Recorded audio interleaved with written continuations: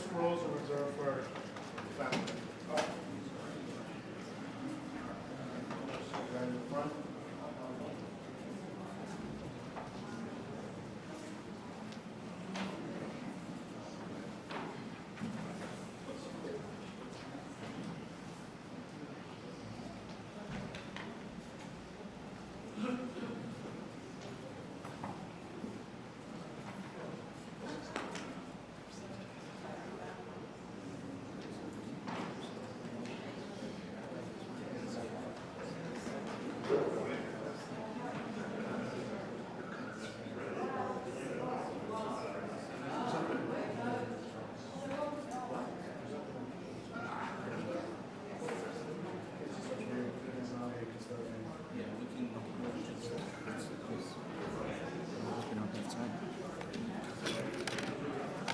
Please find your seats.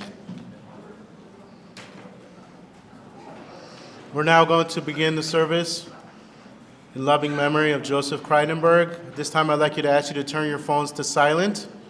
Rabbi Muskin will officiate the service.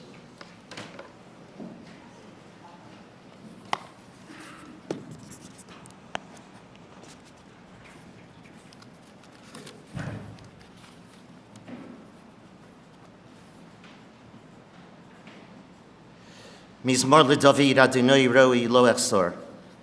Binostesha Yarbitzeni Al Memenuchos Yinahaleni. Nafshi Yishovev Yancheni V'Ma'agli Tzedek L'man Shemo. Gam Ki Yelech Begeit Salmoves. Lo Iroro Ki Ato Imodi. Shiftecho Mishantecho Hemo Yenachamuni.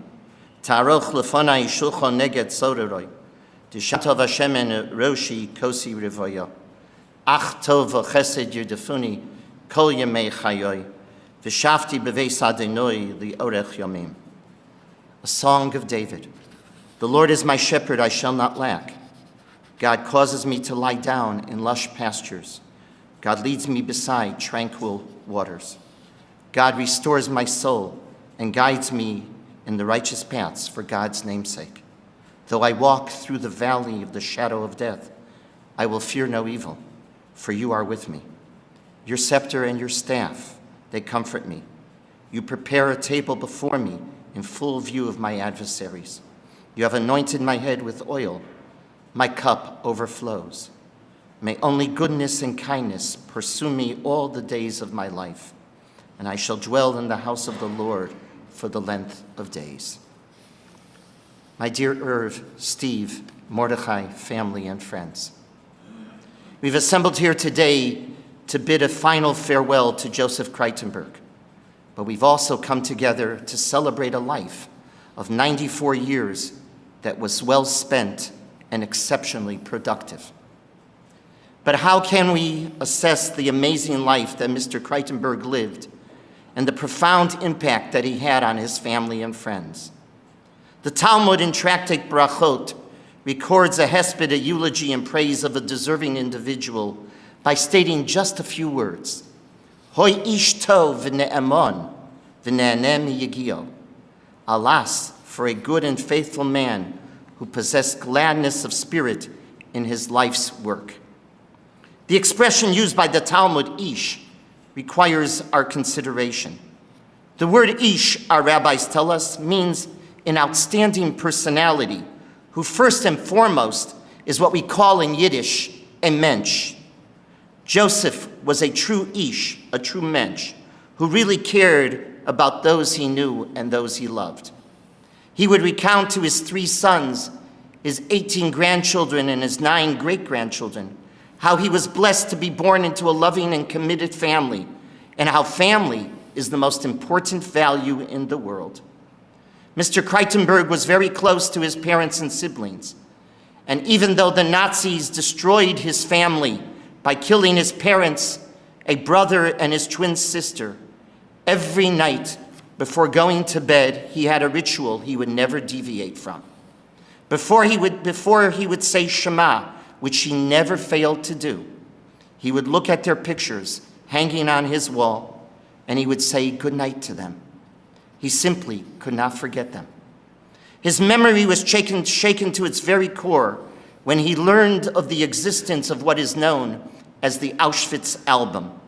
an album of pictures taken by an SS guard in 1944 as Hungarian jury arrived in Auschwitz. Upon their arrival, they were either selected for immediate death or sentenced to hard labor. While looking at the album, Joseph couldn't believe his eyes. There, staring in front of him, were pictures of his family's arrival at Auschwitz. There was a picture of his mother and his twin sister, who were gassed to death immediately after arriving in Auschwitz. And there was a picture of him, together with his brother Mendy and his father, who would remain together almost to the end. But right before liberation, their father was killed by the Nazis.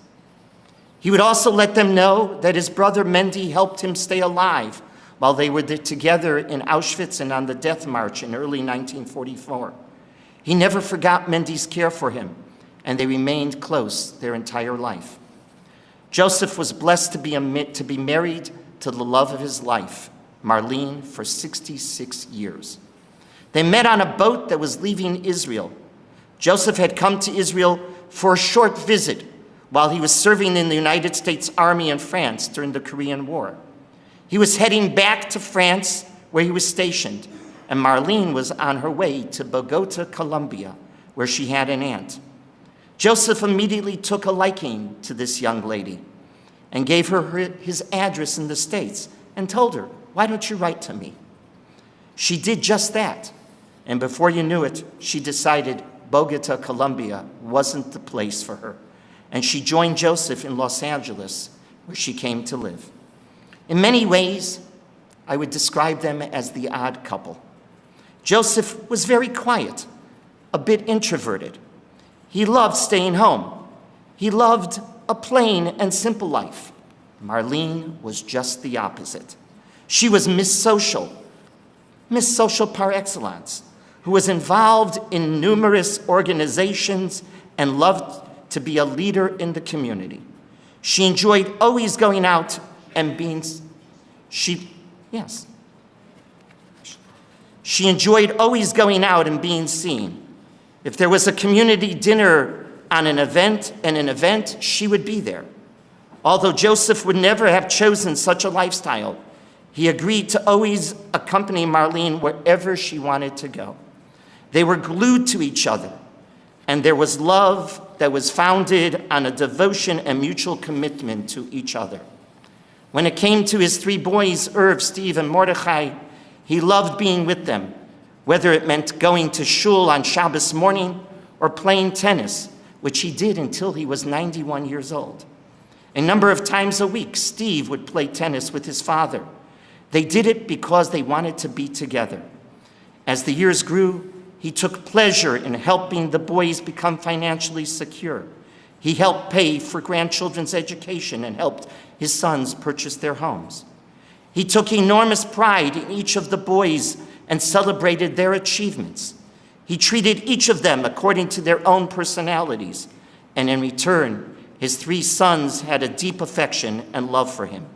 He was very proud of his sons, and they were devoted, observant Jews, which gave him enormous pride because they were raising their children to be the same. He had a fondness and a respect for his daughter-in-laws, Ilana, Rina, and Safi, and he appreciated the love that they gave him. When it came to his 18 grandchildren and 9 great-grandchildren, he was a transformed man. He felt that he outwitted the Nazis because he was a grandfather who was able to witness their growth and future as committed Jews. Indeed, he was a true ish, a true mensch. But the Talmud continues to tell us that the second special characteristic is being tov, a good man. We often hear it said, he was a good man, he never hurt anyone. Is this really the definition of a good man? When we apply the adjective good to an inanimate object, we mean that it functions well rather than it does not do any damage or any harm. Likewise, the truly good person is not merely one who does no harm, but rather one who has fulfilled his duties and obligations to God and to his fellow man. Joseph was indeed a good man who fulfilled his duties to others without question. This truly manifested itself in his unwavering honesty. Everyone knew that when he gave you his word, it was clad solid. He would do exactly as he promised. He was so trusted that in early 1980s, a man he knew agreed to lend him $1 million simply because he understood every penny would be returned exactly as promised. In all his years in the construction and real estate business, Joseph didn't need to hire lawyers to defend himself. No one sued him because his word was his bond. A number of years ago, he left his children a written document where he described the brutality he experienced during the Holocaust and how he survived and built a beautiful life for himself. In his own words, he said, "Overall, I consider myself lucky to have survived and to be here to tell you my experiences. Thank God I'm in good health. I still play tennis twice a week," he wrote. "I sometimes wonder how I endured such suffering. The only thing that comes to mind are 3 words: belief, prayer, and hope. What this means is belief in God and belief in oneself. I had a strong belief when I marched to work in the concentration camp. I used to pray, and I always hoped for a better tomorrow. Remember, hope never dies." This is what Joseph taught his family, and this is their legacy. This is the Tov, the good he personified. But finally, the Talmudic tribute has one more dimension of a worthy man. The Talmud tells us he is one who's nehene miyigio, one who finds pleasure in his work. Joseph Kreitenberg was one of the hardest workers you would ever meet. He was blessed with an amazing drive and personal discipline. It is often said about certain people that they are self-made. Joseph indeed achieved this appellation. He was only 14 when the Nazis marched into his hometown in Czechoslovakia. He barely had finished elementary school, and by the time he was liberated from the Nazis, he was only in his mid-teens. He had no trade. He didn't have an education that could help him. He arrived in the United States at the age of 16. He moved to LA because he had relatives who lived here.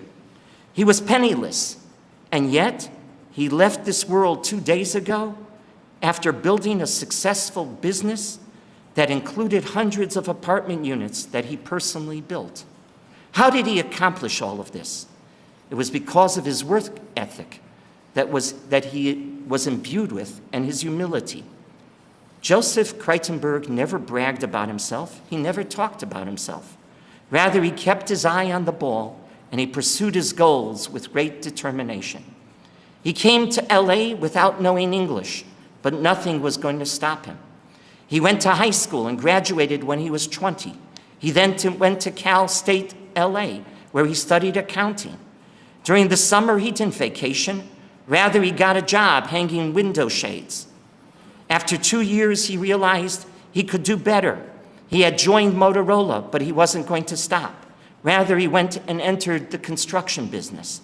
He soon partnered with his brother-in-law, who was excellent with his hands. His brother-in-law oversaw the construction of the business, while Joseph was in charge of the administration. He took care of the books and all the paperwork. For over 40 years, they were partners, and they built a success for themselves. This is the image of Yosef ben Chaim Elia Halevi, Joseph Kreitenberg, that must be etched into our minds, for this represents his amazing legacy. Bila hamoves lo netzach, umocho Adonai dimo mi'al kol panim, v'cherpas hamo yosir mi'al kol haaretz ki Adonai diber. May the words of the Navi of the prophet Isaiah be fulfilled. He will destroy death forever. The Lord God will wipe away tears forever, for the Lord hath spoken it. Amen. I call upon Steve, his son, to deliver a eulogy.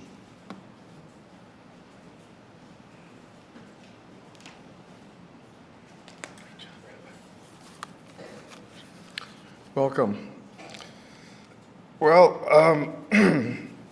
one thing I know for sure, I will always remember when I found out that my father had passed. After traveling for over 24 long, grueling hours, we finally landed in Israel Tuesday morning.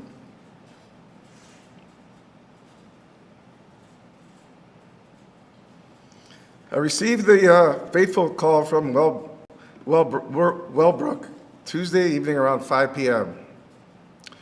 Geez, I was really looking forward to spending some quality time with my daughter, Dari. Coupled with volunteering for our fellow brothers and sisters in Israel, who really need us the most of any time I can remember. But Hashem had other plans. It was his time. All of 94 years old, probably was one of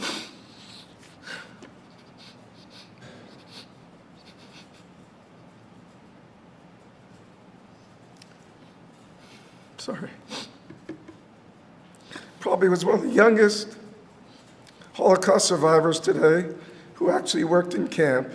He had lived an incredible, long and meaningful life. One can only hope to live that long of a life and never have seen the inside of a hospital room until the age of 90. Was Hashem watching my father or not? He was truly blessed, truly a blessed man. Lord knows all the people who know me.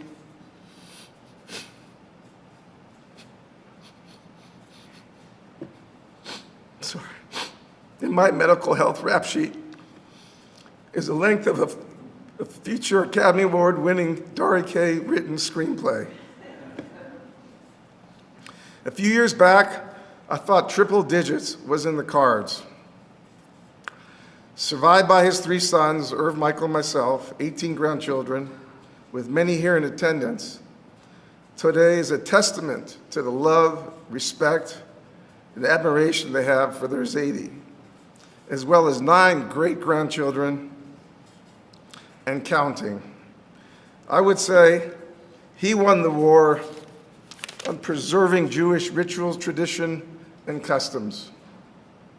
With all the anti-Semitism raging out of control, my dad is living proof that faced with all the atrocities in his life, one can rebuild a life with hard work, perseverance, determination, and of course, good old-fashioned luck never hurts. There's no doubt in my mind my father had picked the perfect person to build his life together. My mom had my dad busy 24/7 around the clock, schlepping him to the theater 2 times a week, going to concerts, attending charitable events and smachot, book groups, and traveling for weeks on end. My mom did not allow him to get too comfortable at home. They gave him a chance to really enjoy his life. However, my dad would always complain, saying, "Stop keeping me so busy, and enough already." However, for those who know my mom, she was relentless and would not give in. Toward the end of his life, I could really see how much he loved, adored, and relied on my mom for everything. It was so cute. He would hold her hands.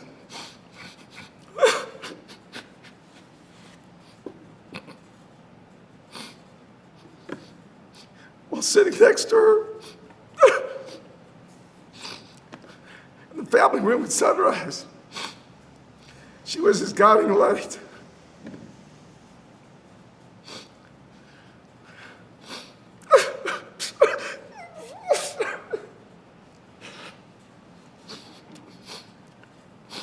And what was evident, my father could not communicate any longer due to her Alzheimer's. He deteriorated at a very fast pace. However, he always managed to say Shabbat Shalom on Fridays to me, even though it was difficult for him to speak. Truly grateful, I spent as much quality time doing the little things he loved to do, most of which was going out to lunch and playing tennis. He loved going out to lunch with his brothers, Sam and Mike, and of course never missed the opportunity to order a slice of apple pie or eat some French fries. He looked forward to playing tennis everywhere. He looked forward to playing tennis for the past 40 plus years until the age of 90. I would always take the time out, as I knew how much he looked forward to playing. In my eyes, these were years of time well spent that will be etched in my memory forever. The time had come for him to go to Shemayim and finally see his parents, twin sister, and who's named after my older daughter, and his brother and extended family. His calming presence will be sorely missed, but his memory will live on. I missed a couple of, oh man. You added the wrong word. Oh, yeah. That's okay. That would be so difficult. That's okay. Yeah, you're fine. But his memory will live on. Finally, I can't end without saying how much people deserve some thank yous. First and foremost, my wife, Rena, for all her love and support, and rising to the occasion as usual in times of need, as she took care of things for the funeral since I was in Israel. To all my daughters, for always being there, and the kind words you always said about Zeta. To Lulu, who was always there, who was always helpful to my parents when called upon, and always asked how they were doing. To Dulce, my parents' caregiver for 5.5 years. Thank you from all of my brothers and I for treating my parents like they were your parents, like your own parents. You cared for him with the love and respect. And my father truly enjoyed your company. Thank you to everyone for coming. Love to all, and looking forward to many more smachot in the future. So guys and girls, let's get going. And one more thing. Sorry, to Rabbi Muskin. Thank you for all the arrangements and last minute details for the funeral and beyond. It takes a special man like yourself to deal with these types of things. And I just want to tell you one more thing. I don't know how you do those 15-hour treks back and forth to Israel. You're a truly amazing man. Kol hakavod. Thank you. I call upon his son, Irv, to deliver a eulogy.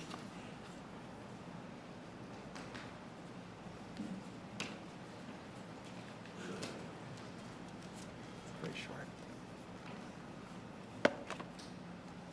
Sorry about that. Speaking about my father is both the easiest and the hardest thing we can think of. It's easy because our father was a great man who would not waste any words speaking, who was a quiet man who would not waste any words speaking. It is the hardest because we don't know what he went through in his life as a Holocaust survivor. He would rarely share anything with us.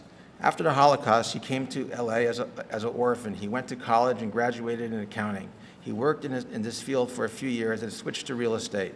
He had an impeccable reputation as the honest and reliable person.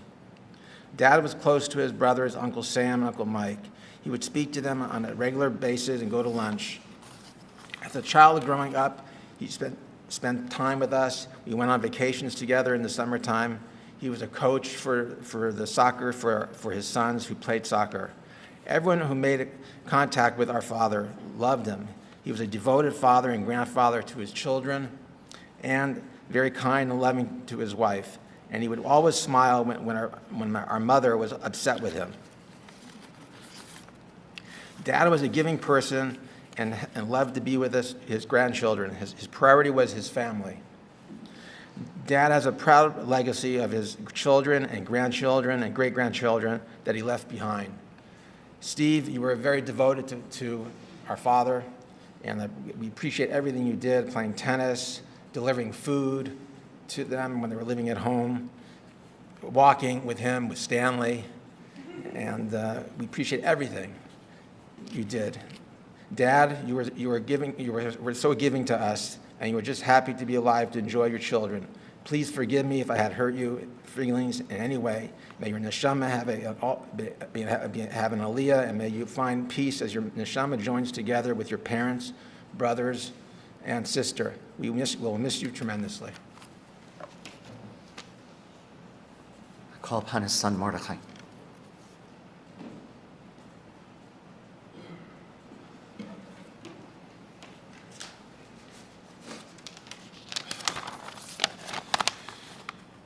In this week's Parsha is the story of Yosef and the transitioning of the Jewish people to Mitzrayim. When I shared the narrative of this week's Parsha with my father,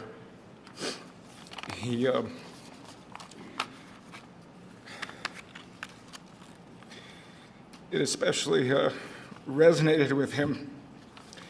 He too felt like his responsibility selflessly was not for himself, but for his family, that everyone should have and receive all the things that they need to thrive in their lives. Just like Yosef, the Chachayos Amrav, he didn't do anything for himself or to deserve to take honor, but rather because he knew and he felt that it was the right thing to do. I remember a few years ago, many years ago, I think it was his 80th birthday, Irv and I and Steve were sitting together with my father, and we asked him, Dad, why aren't you playing tennis anymore? He said, well, all my tennis partners are dead. So Steve immediately stepped forward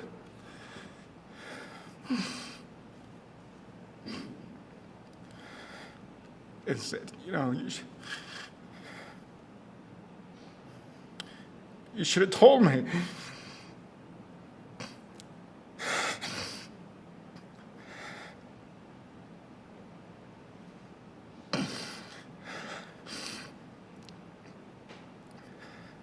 Steve has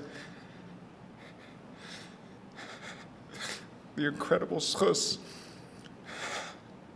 of doing kibbutz pain like no one else.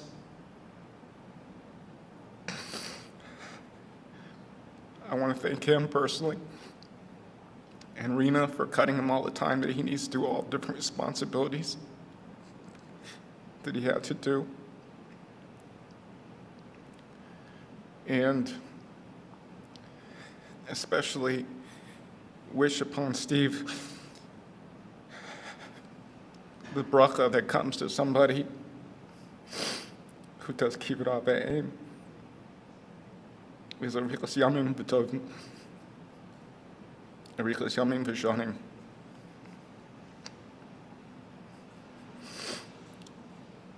Similarly, my dad's steadfast nature comes to Irv as well, enabling all of us to sort of navigate all the different things that come up, thinking things through, working things out, being there for my parents, getting to spend real time with them as they got older, incredibly dedicated. But my father was a humble person. He didn't really care.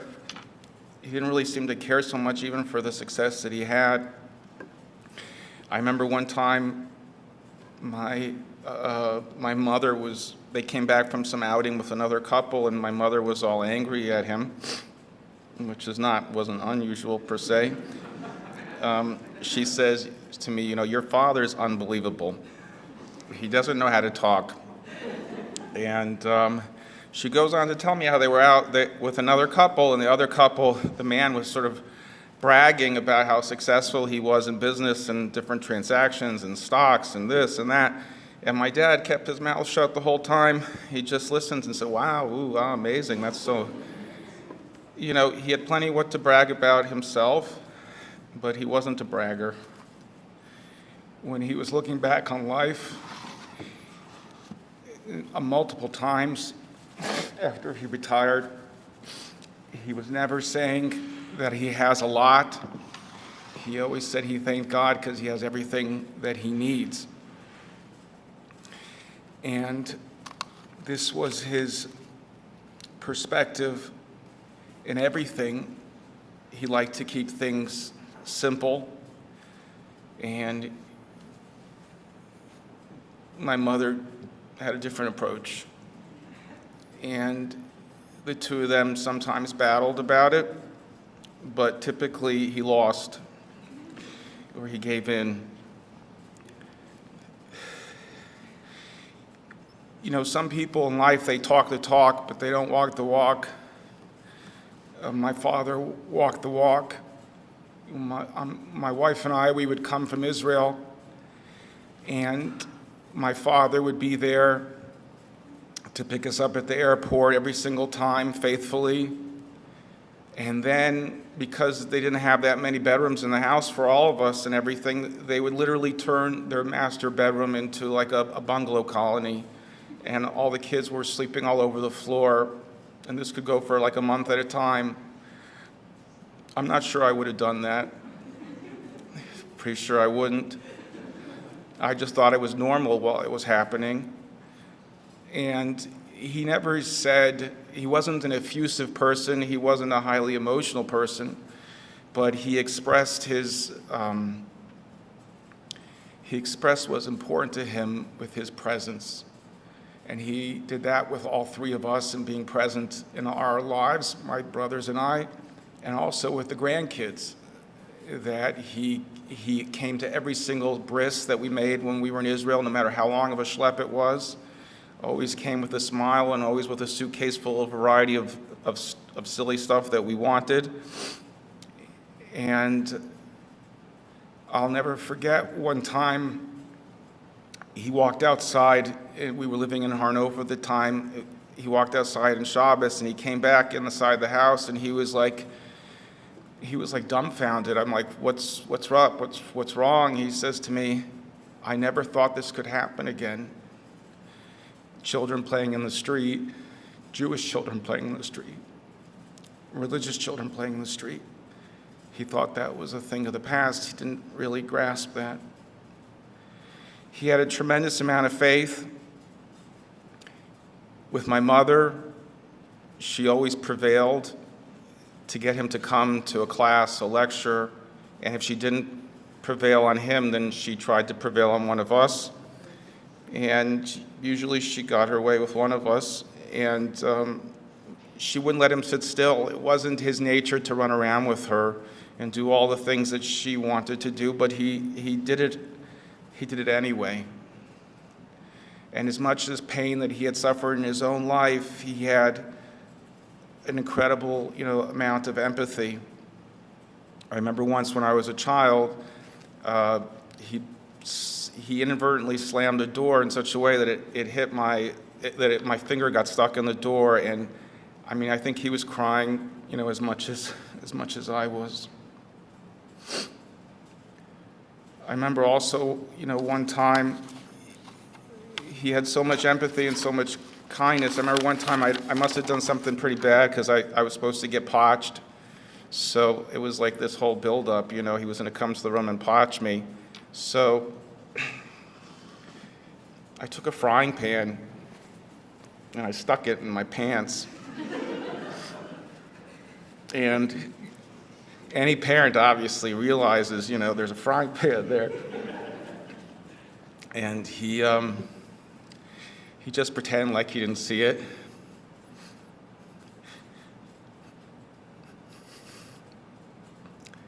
He didn't like to punish. That wasn't his style. His heart was big. His words were few.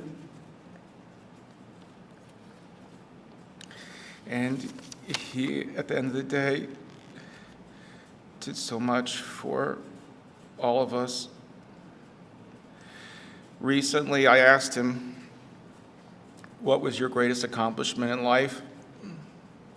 He said to me, surviving Auschwitz. One would think there's so many other things that a person could accomplish in life. I read probably, thousands of pages trying to understand his mind, the pains that he went through, but at a certain point just abandoned the project in realization that it's impossible. He was everything to my wife and I, a beaming example of love, affection, dedication for family, and most of all, a bastion of selflessness in a world where everybody is oftentimes grabbing for themselves. His faith in God was complex.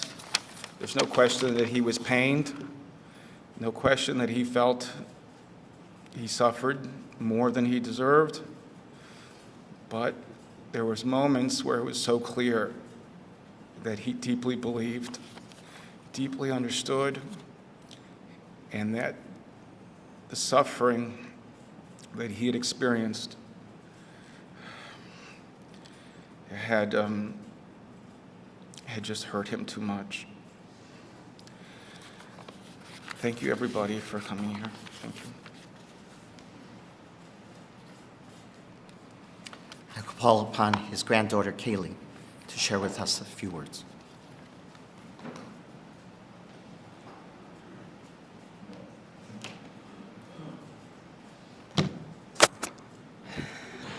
If there's one thing that my grandfather taught me, it's mental toughness. It's something that we spoke about in my family on a regular basis. So with that in mind, I'm going to do my best to get through this in one piece.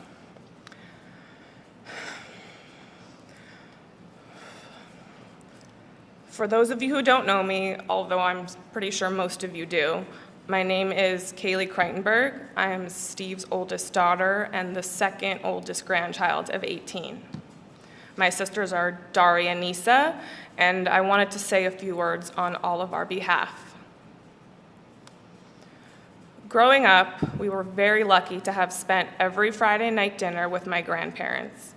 But that was only a small part of the experiences we've shared with our grandfather over the course of our lives. From tennis matches, his favorite, to pace-off programs all over the world, these are memories that define our lives, and we will never take them for granted. Our connection with Zeta is a sacred promise to carry on his legacy and that of future generations that might not have existed if Zeta had not survived the horrors of Auschwitz. It is also a small comfort for all of the generations that might have been.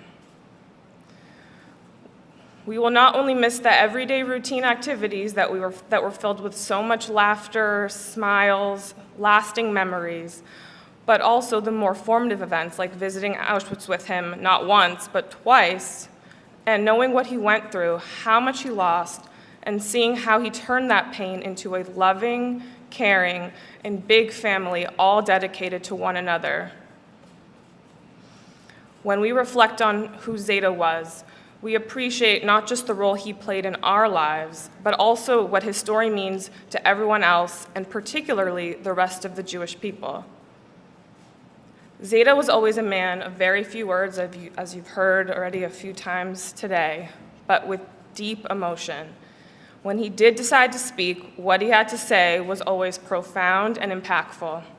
It also helped that he had Safta, who was always the life of the party, much like my father, and who was always able to remind Zeta that there was still much more to live for. My sisters and I were so fortunate to be able to witness the remarkable relationship between our father and grandfather.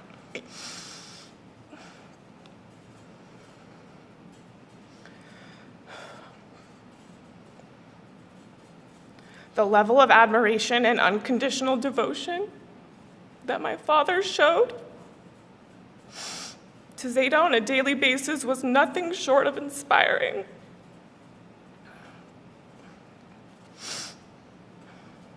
Even during Zeta's final days, my father always prioritized visiting him, no questions asked, even if that meant to drop everything just to see him for a few minutes. Although my grandfather was not, for the most part, unable to verbally communicate during these visits, my father knew Zeta was grateful for this quality time with his son, whom he loved dearly, even more than he loved apple pie, if that is even possible. Zeta, while we might not have been ready to let you go, I know that you've been waiting for the moment to finally reunite with your family, your mother, father, brother, and especially your twin sister, Sarah, all of whom were tragically lost in the Holocaust nearly 80 years ago. I am named Sarah and carry this name with honor and hope for the future. We love you, Zeta. We will miss you, and I will be sure to eat a piece of apple pie today in your honor. I call upon his grandson, Schlomo.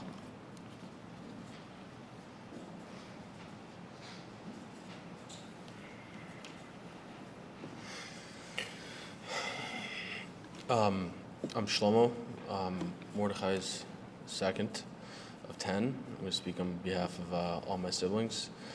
When I got the news yesterday from my mom that Zadie has passed away, there was just a bunch of memories that just started flooding back to me. All the good times that we had with Zadie. All the times that we were at his house for a month and a half, hunkering down in the master bedroom, and then he would just chase us out of the house because he couldn't handle it anymore.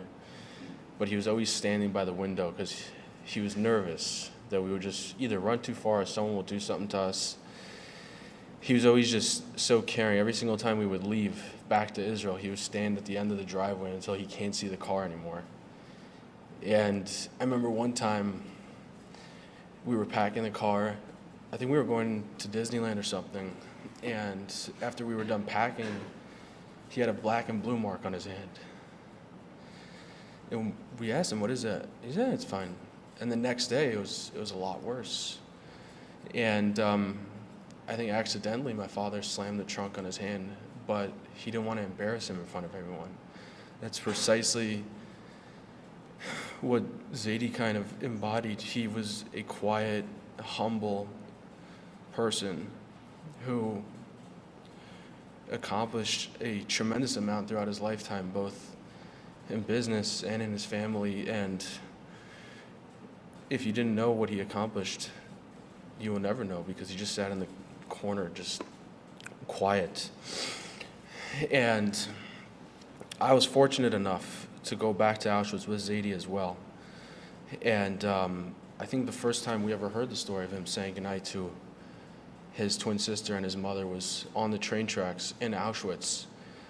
My dad did a trip, Avi was there as well, and they asked him, "Do you want to speak?" And he didn't really want to say anything.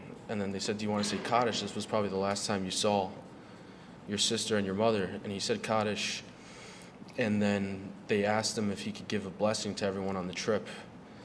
And everyone was slowly going over to him, getting a blessing, and I was standing there, and there was a set of twins on the trip, a brother and a sister, and they approached him. And I don't think Zadie shed a tear yet. And they said, "We're a set of twins too. We could only imagine what you went through." And that's when he broke down crying, and he said this story. And I remember turning to Safta, I said, "Safta, did you know this?" She said, "I had no clue." And as we were walking through Auschwitz, I asked Zadie, I said, "How did you survive this?" And just like Rabbi Muskin said, he told me, I believed. And every morning that they were marching me to work, I prayed. I prayed to God. I said, "Well, you didn't have a sitter." He said, "Anything I was able to remember," I said, and I would just pray to God. I would speak to God every single day.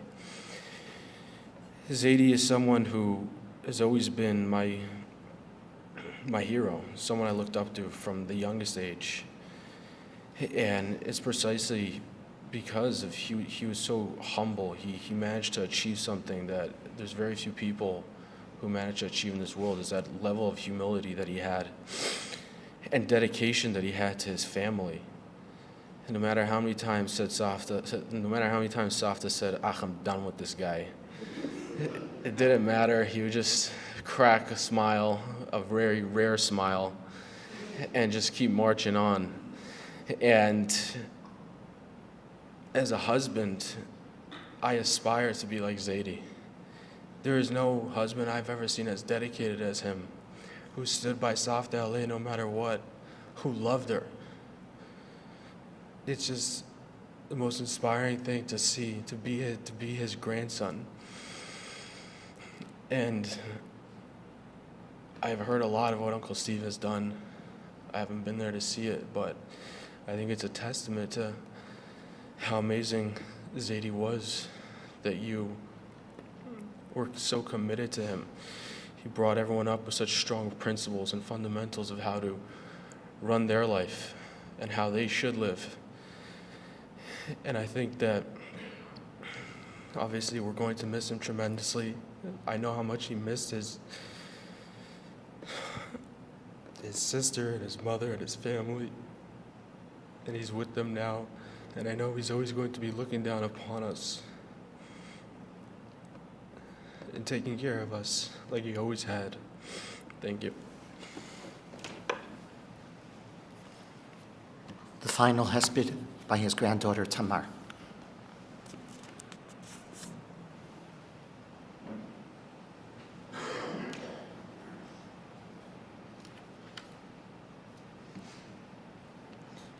I'm Tamar, Irv's daughter, representing my family. Growing up across the country in New Jersey, we were fortunate enough to have spent every summer and Sukkot with Zeta and Safta, my cousins. We remember every year looking forward to these visits because it was something that we always cherished. Zeta couldn't wait for our arrival. He greeted each and every one of us with a huge smile and a hug and made everyone feel special. Despite the distance, we always felt extremely close. Zeta loved all of his grandchildren and always was available for a chat, whether it was him telling us stories of the Holocaust or just anything about his life. He was always happy to spread his wisdom and share perspective on life. Over the past few years, it became increasingly difficult to connect with him, but because of all the time we spent together throughout our lives, it didn't change the closeness that we had to him. We are so grateful that not only was Zeta to be able to be a fixture in our lives as his grandkids, but also that was able to spend quality time with his great-grandkids in Los Angeles and New Jersey. We will miss you very much and continue to make you proud.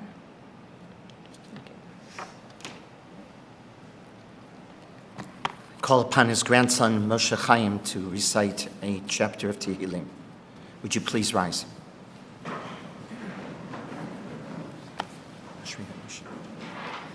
Shoyi sheshelel lach batzas v'shoyi mevder chatem lo yomod v'moishav leitzim lo yoshov.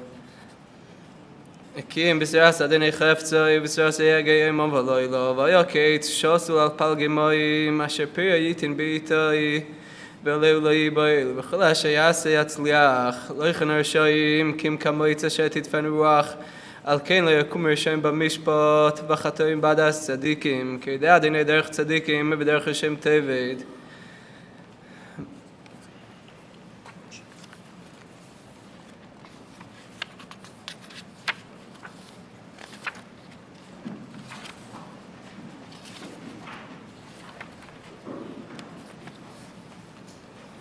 The following will be serving as pallbearers: Alicia Kreitenberg, Avram Kreitenberg, Schlomo Kreitenberg, Harold Kreitenberg, Ernie Kreitenberg, Mitchell Kreitenberg, Yaakov Kreitenberg, and Moshe Chaim Kreitenberg. Shiva will be observed from today through Tuesday morning at Stephen Rena's home, 9357 Cresta Drive in Beverlywood. Mincha tonight, Thursday night, Sunday night, and Monday night at 4:40. Shachris Thursday, Friday, Monday, and Tuesday at 7 a.m. and the last morning, and Sunday morning at 8 a.m. Would you please rise for the Kelmole?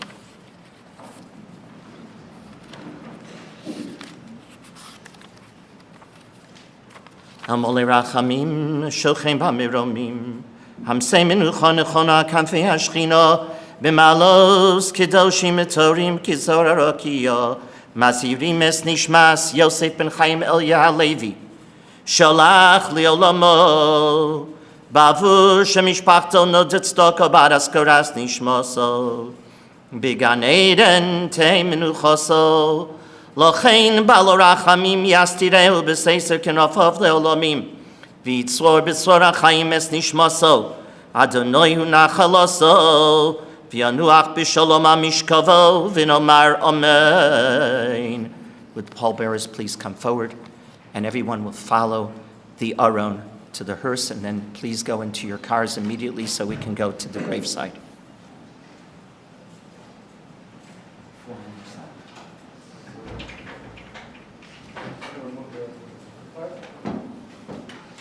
Please go to, there's handles on each side. We're going to keep it on the cart, but please grab the handles.